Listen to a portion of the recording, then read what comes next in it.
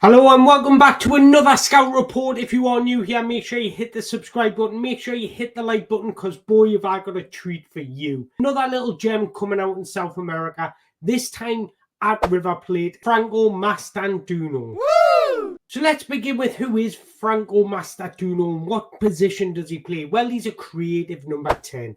He's also played as a second striker or right winger because he is left-footed, so he often comes in on his left foot from the right hand side, and he is that cog in the offensive side of the game. But what has benefited his high football IQ is in today's modern games, players need to be intelligent and have a good understanding of the overall pitch, and the fact that Franco played in various different positions at youth level that are upon his natural positions, such as deeper in midfield, right winger, shadow striker, centre forward, left winger. This has honed him into the player he is today.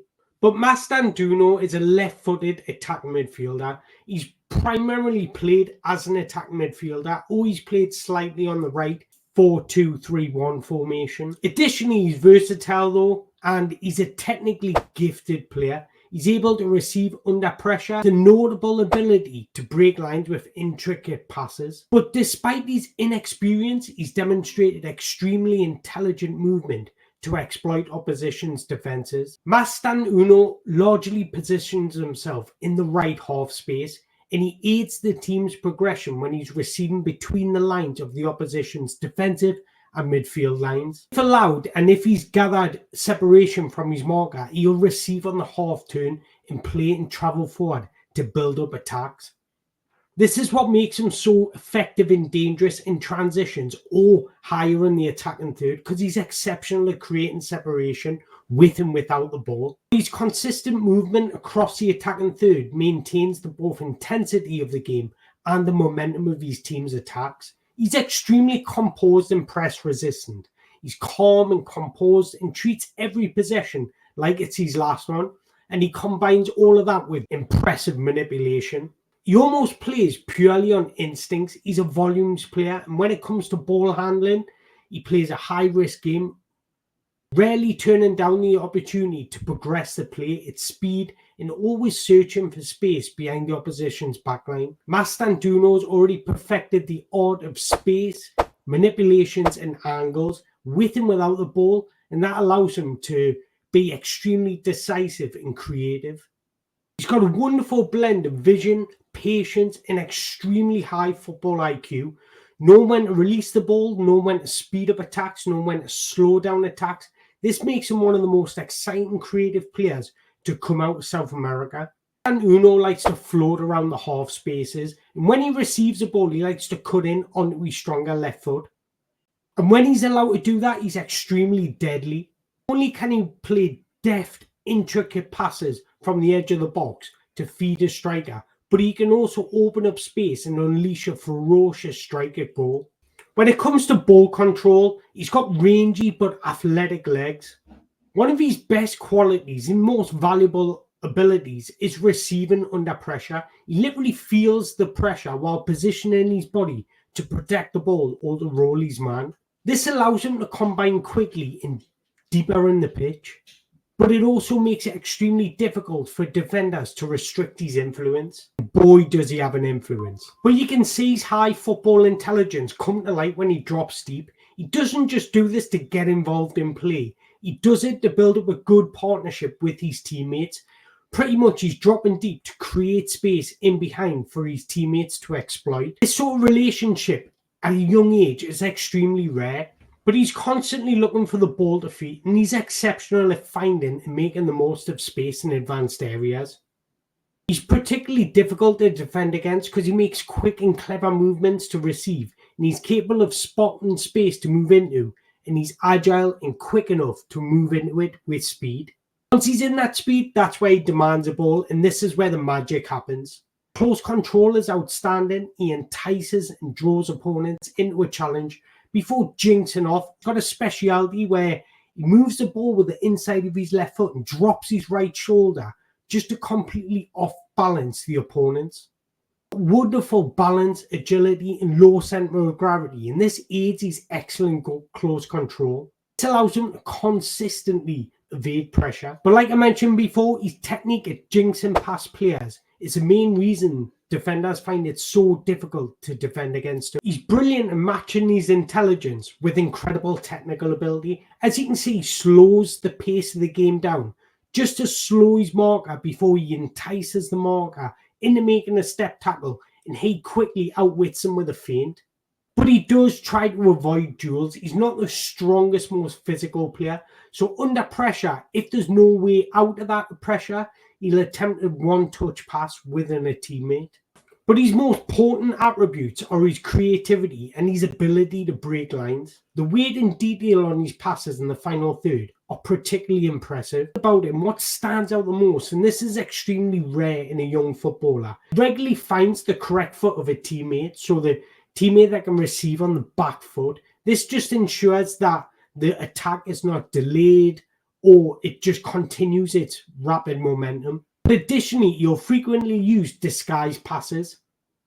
Being known to use the no-look pass or outside of the foot passes in exceptional moments of flair, making it particularly dangerous in the final third. This just causes defenders to close down the space, but also unbalance their body position, anticipation of trying to shift across to the initial pass.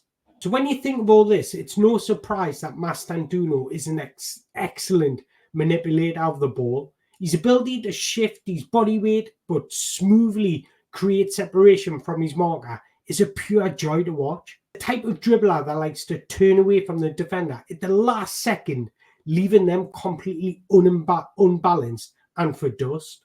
But what I find fascinating, he's not a powerful dribbler. He's quite laid back, and this almost enhances his excellence and elegance. It's a style that really suits him because it allows him to slow the game down when needs be, but also quicken it up when needs be. His spatial awareness is absolutely insane. What makes him so potent in the final third is his spatial awareness, the understanding of his teammates' movements, but also understanding when he's under intense pressure, and also the whereabouts of the opposition. This combines beautifully with his high football IQ. It all mixes in and works in together. He's got exceptional awareness because he's constantly scanning his surroundings, but he also has got high football IQ and knows how to exploit situations and become incredibly dangerous. But he is fluid in his movements, so you'll often see him drifting just slightly wider. This allows him to play passes back inside, which also opens up more angles and opportunities to break the lines. This is particularly effective against low blocks, but it also allows his team to offer positional rotations. In these wider areas, he's able to see more potential passes. But he also uses these slightly wider movements to benefit his own game because he can use sharp acceleration to move back into the space he's just created. And then once he does that, this again is where the magic happens because he's dribbling just to glide past players is so good. It's beautiful.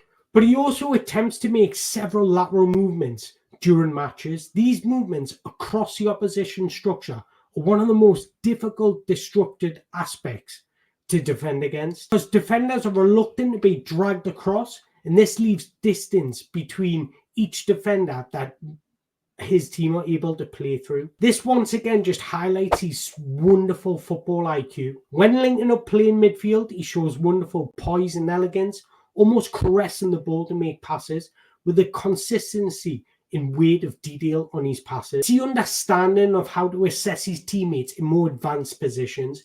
He disguises and times the release of his passes so well, his teammates will adopt dangerous positions, knowing he has the ability to find them. But because he does this so frequently, shows his ability to consistently stay one step ahead of opponents. For an inexperienced player, he has tremendous spatial awareness and understanding of the rhythm of the game. This enables him to react quicker than the opposition. He scans the pitch well. He's got good execution in his passing. He's got a wonderful strike from distance. And he's extremely brave and decisive with his deliveries. So despite his young age, he's actually shown wonderful decision-making ability. And that's crucial because that's something that you can consistently aim at young players. But this boy has it. Now, it's not all good with every single footballer comes with these weaknesses, and aerial duels is one of his. Lack of physicality and the lack of timing on his jumps can hinder him in aerial duels. He's also slightly one-footed, so this aids his dribbling. And then finally, his defensive contribution isn't bad, but it's not great. He's not constantly hounding down opponents, looking to retreat the ball. He does it on occasions, but I would just like to see more of it. But just at 17 years old, this kid has a world at his feet. Mastantuono he's got the combination of technical skill, tactical acumen, mental resilience. And that's one thing I want to touch upon. He's a leader already. He's like a silent leader. He leads by example, but he's not afraid to communicate and bark out orders on the pitch. And I love that from a young footballer. His concentration and his composure ensure he's a consistent performer, while his leadership and charisma enhance his presence on the pitch. In the 97th percentile for shot creating actions with 5.91, 99th percentile for successful take-ons for 3.75. Tackles won, he's in the top 2 percentile with 1.65 per 90. And this is my favourite stat of them all. Dispossessed, he's in the bottom 1 percentile, so he very rarely gets dispossessed. Those stats just highlight his influence on the game. I've got absolutely no doubt in my mind this kid will move to Europe, but where? He's got to be cute on which club he picks, because he wants to find a club that fits his style. So it's going to be interesting to see where he does end up. I've got my recommendations. I might tweet them out or something, but I would love to know yours first. Where do you think would be best suited for this young talent? I love that, because I get so passionate when a footballer like this comes out, and I love that episode. And I hope you did too. So if you did, make sure you hit the like button, hit the subscribe button, and any recommendations, make sure you drop a comment in the below. But once again, I want to appreciate your time. Thank you very much for watching.